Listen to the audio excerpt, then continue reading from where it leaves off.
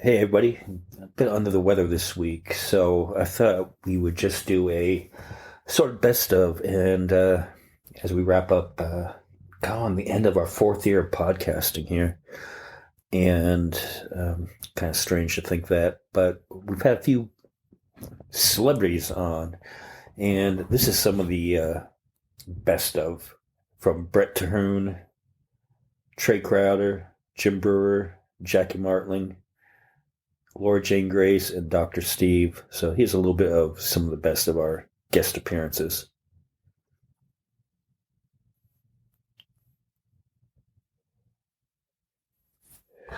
Well. What do we have here? A couple sheep named Michael and Snowflake from the Reality Redemption podcast. You know, you two, I just seen on Fox News that you two are a couple liberal Democrats. So I figured I'd drop by and give you a pep talk, maybe some words of advice to help with your condition. And that's what I would be doing. Had you not hated my president, and still your president, by the way, Donald J. Trump, you're pissing me off. What on flat earth did this man ever do to you? Except for sending you $1,200 Donnie dollars to spend however you like. That's just like a couple liberal Democrats to be ungrateful to your tangerine savior. You people make me sick. Still watching the NFL after all these years, after that little stunt Colin Kaepernick pulled a few years back. Well, you already know I'm done with the NFL. Except for Sundays and Mondays and Thursdays and Saturdays during the playoffs. Other than that, I'm done. Shame on you, Snow, for even still liking the 49ers, and shame on you, Michael, for being a New England Patriots fan. Being a Pats fan is like rooting for the house when you go to a casino. You're not taking any risks, Michael, and even worse than still watching football, you two are Bernie Sanders supporters. Crazy Bernie. I bet you're watching this video the whole time with your hand out just like that, wanting something for free, just like a Bernie supporter. But even you two have seen the writing on the border wall, and you're going to vote for old Sleepy Joe Biden, a.k.a. Daddy Longhugs, a.k.a. Grandpa Smell Your Hair, a.k.a. Uncle No Boundaries. And I bet you're going to show up on whatever day the election is wearing your little masks, too. Part of the flu world order, a couple masketeers.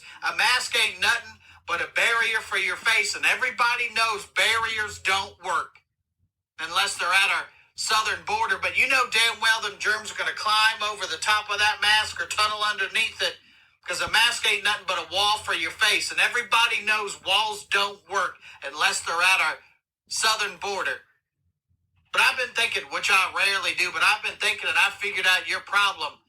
You two been watching too much liberal, lamestream media and probably making it with your little podcast, just like the Washington Compost and the fake news CNN. Well, I'm here to tell you that all that is bad for your brain. That's why I watch Fox News, because how could it be bad for your brain if you don't got one in the first place? But I digest it's against my better judgment to do this today, but I wanted to help you people out. So today I'm going to raise my emotional support beer to you two, Michael and Snowflake, in hopes that you'll learn to love your spray tan in chief, and maybe you might get some views and listens or whatever you people get on Apple Podcasts and Spotify's positive reviews with your little podcast, Reality Redemption. So here's to you. Now get off my property. Hey, Snow, it's your buddy Trae Crowder here. Been talking to Michael, and I understand congrats are in order on your podcast, Reality Redemption.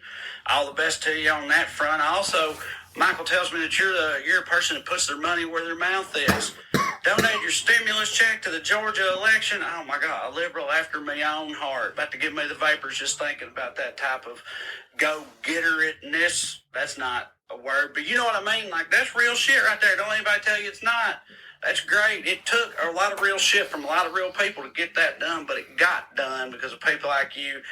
And Lord, I appreciate it. We all do. Because, you know, I mean, like things, we've had we're turning it around. I think we're turning this franchise around. I really do. I really do believe that. Yes, we're coming out of some of the darkest days any of us can imagine, but I think that we're starting to get back on the right and proper track now. I really do believe that because, Georgia's not the only place where we won. We won in the White House, too. Joe Biden's Donald Trump's not the president anymore. Isn't that crazy? Joe Biden's the president now. And what's even wilder is like Joe Biden's been, I don't know if you've been watching, he's been, he's been like doing stuff. You remember when presidents used to do stuff back in the day? He's been doing stuff. And that's just so refreshing. Now, of course, he had a lot of stuff to undo to keep our country from, exploding into a fireball of dipshittery in the first 6 months of his presidency or whatever. But still, he's been doing the right stuff to undo the wrong stuff. He's been actually taking those steps so far, and I, for one, am thrilled with it. Things are still not great. I'm not trying to act like they are, but I really do think that there's some, light at the end of the tunnel. We can see the horizon now with all this. I think we're starting to move in generally the right direction again. I truly do believe that. But I know that, we're still so early into that process, and it can be easy to forget it. Like, people, we're still just reeling from 4 years of Trump and his shit, right? It's hard to get out of that mode. Because I was talking, this is a true story, I was talking to my Meemaw earlier today on the phone, and we were talking about this same subject, and my 82-year-old Meemaw brought up Donald Trump, and she was like, I wish somebody'd kill him. And I was like, I know you do, Meemaw, whatever. And she doubled down. She's like, no, Trae, I mean it. I wish somebody just assassinate his sorry ass. That's what needs to happen. And I was just like, oh, NSA, if you're listening, she's a card. She is. She's a spark plug, 82 years old. No reason to tap all her phones or nothing like that because of this shit she's saying. You know how Meemaws are, NSA? But yeah, my point is, we're also battered from the last 4 years of the Trump administration that I think it could be it's almost hard to believe that he ain't the goddamn president anymore, but he's not. He's really not. And we're winning in other places too, and we're pointing in the right direction again. And yes, those people are still out there, and yes, we're still going to have to deal with them. I'm not saying otherwise. But goddamn, things are looking up, Snow. Things are looking up for all of us. So happy New Year to you. Happy new podcasting to you. Happy everything to you. I love you like chicken. Hope to see you down the road, Snow. See you, love you, bye. Hey, first of all, congrats on the podcast. It's freaking awesome. That's the only last thing we could do under our control without someone editing, putting their own words on. So congrats to you and your partner. I wish you a very successful another year. I'm starting to get that last video out. I don't know how it never made it to me. But I wish you nothing but great success. Turn off the TV. Think for yourself. Turn off the radio. Think for yourself. And get it out there on that podcast. Have a good one, brother. Thanks for being patient. Back in the garden. He says, well, I was just out there. I didn't see her. His neighbor says, well, you got to dig down a little. A girl calls the doctor. She says, Doc, I got diarrhea. Can I take a bath? He says, if you got enough. The guy says to a librarian, I need a book on suicide. She says, fuck you. You won't bring it back. The receptionist says, Doctor, the guy that you just treated just dropped dead on his way out the door. The doctor says, well, turn him around so it looks like he dropped dead on the way in. And now a joke bar request. A duck walks into 7-Eleven. He says, you got any grapes? Guy behind the counter says, no, we don't have any grapes. Duck leaves.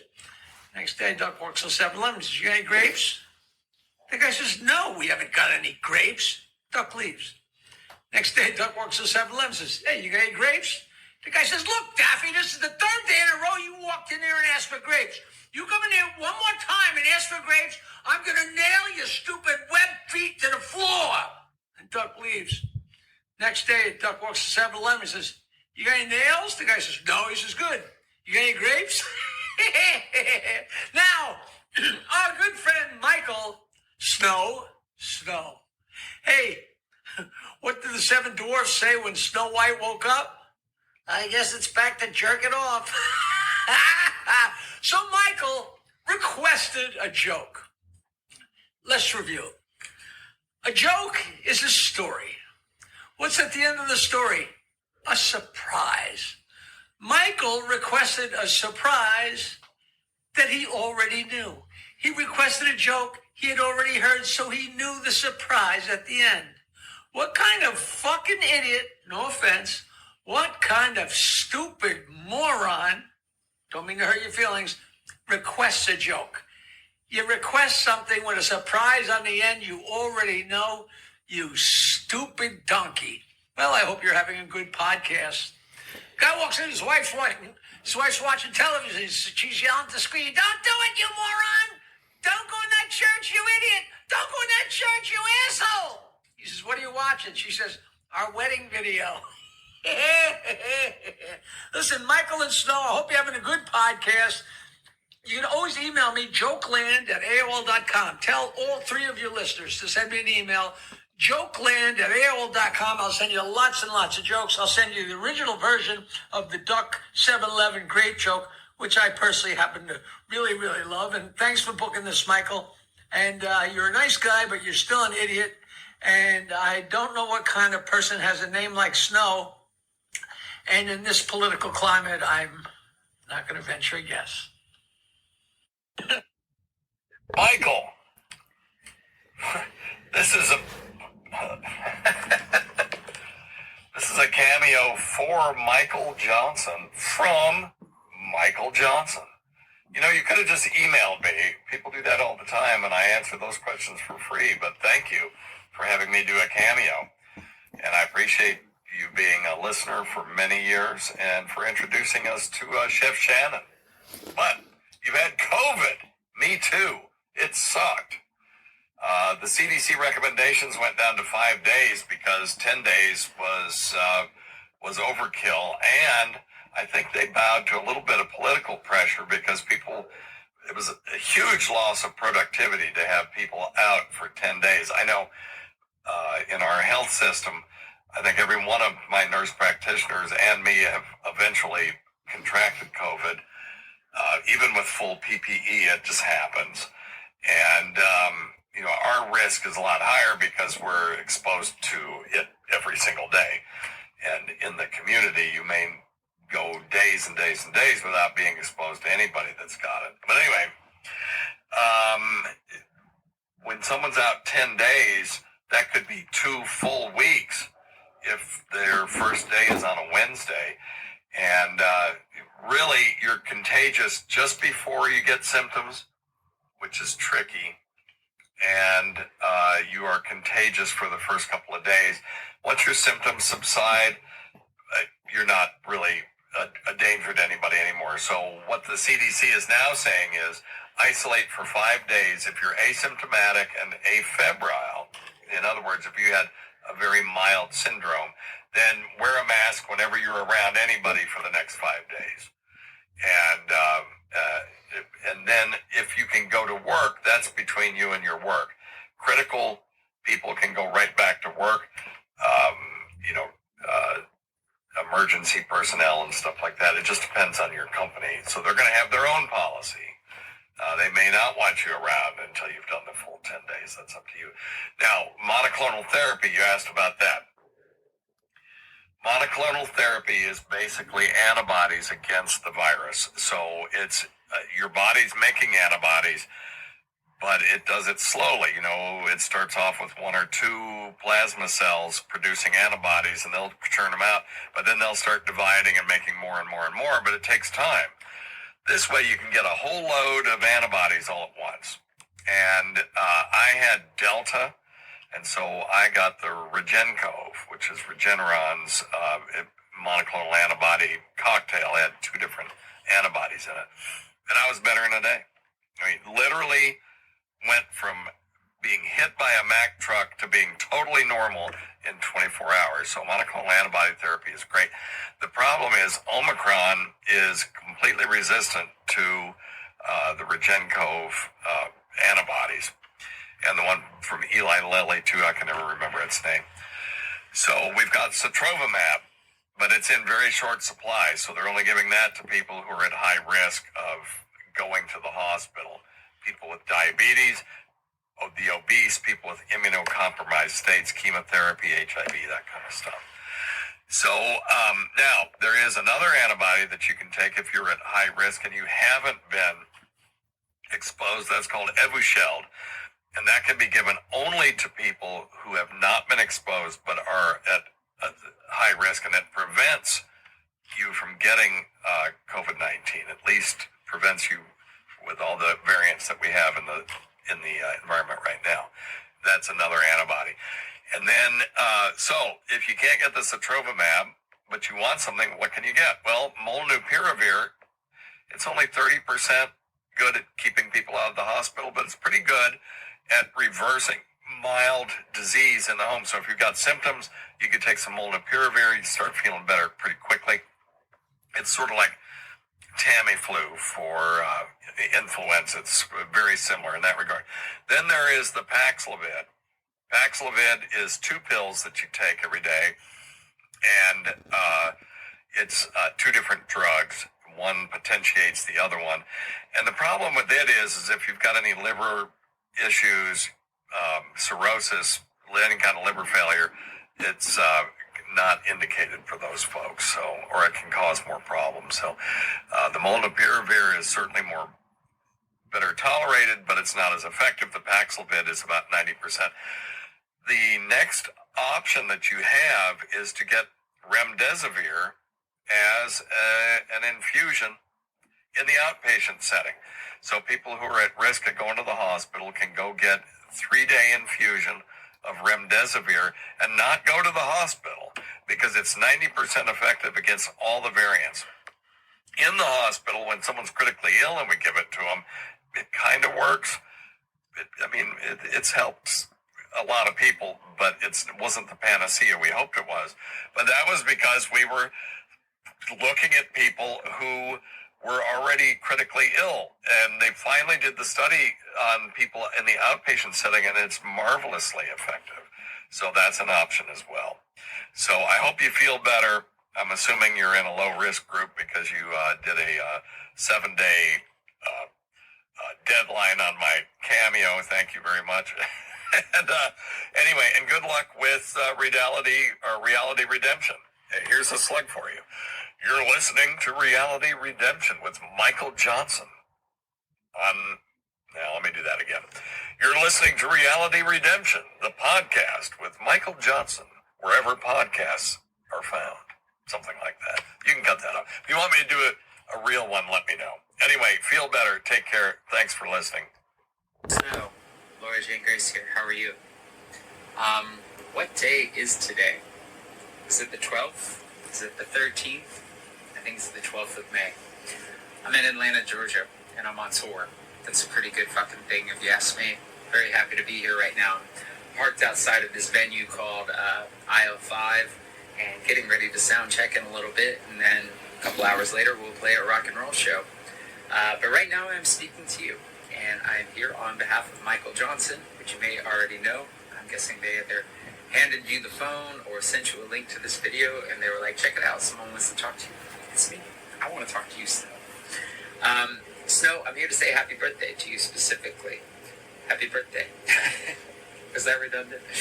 I wasn't told exactly when your birthday is, and I wasn't told how old you're turning, but I really do wish you a happy birthday, and I wish you all the best for this year beyond. I think Michael thought that you could use a little bit of a pick-me-up with all that's going on.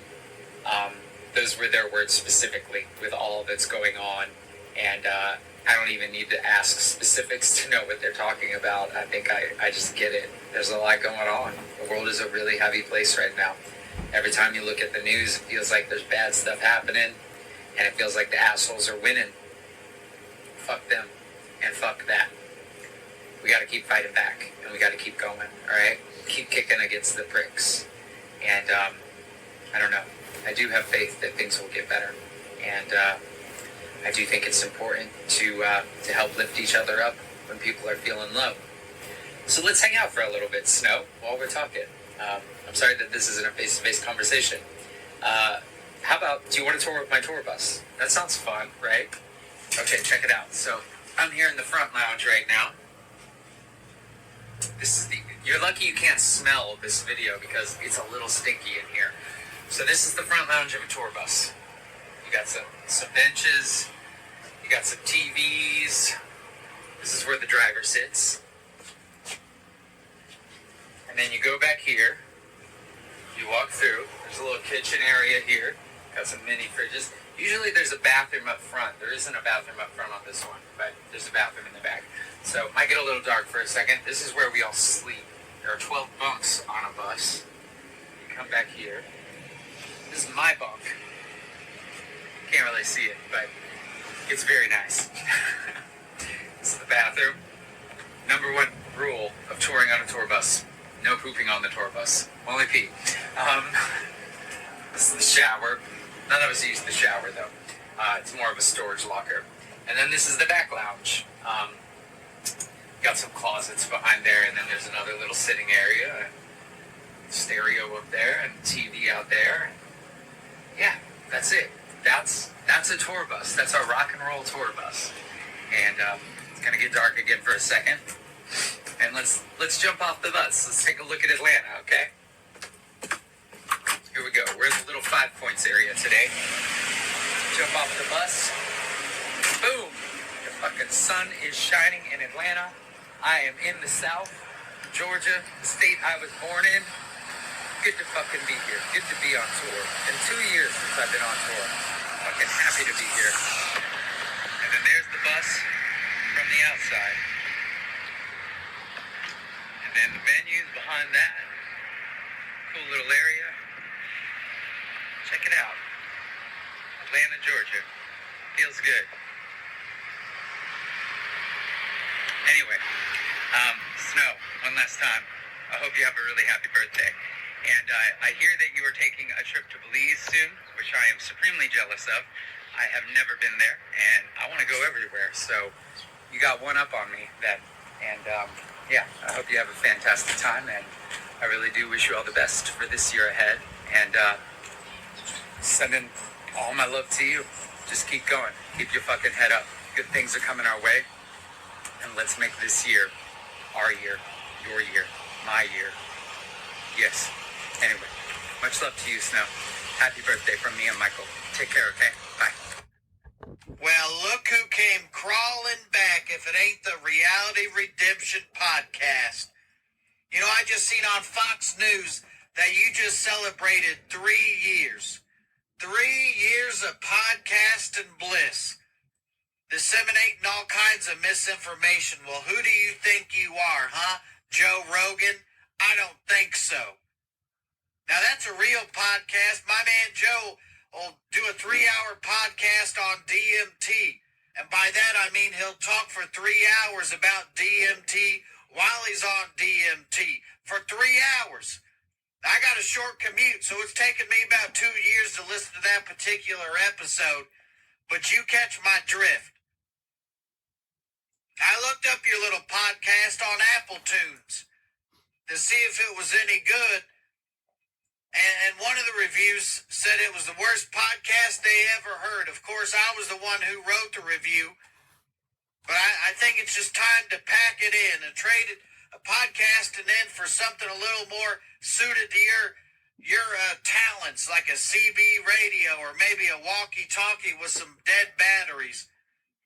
Or at least maybe you could get a law degree and help out your spray tan in chief, because he's in court fighting for his life with these indictments.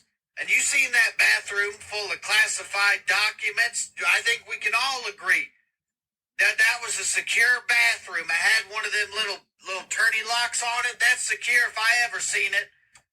Now, I looked that bathroom up on Zillow. That'll cost you $20,000, but I'm sure a judge will give Trump 10 to 15 at least. And would it kill you to knock it off with all this gay pride stuff? I can't turn around without getting hit in the face with the damn rainbow. Stop making me question my sexuality, because it's making me want to ride a bike without a seat on it, but I digest. It's against my better judgment to even do this today. But I'm raising my emotional support beer to you. Reality Redemption Podcast, 3 years. I wish I could say I was proud, but here's to you. Now get off my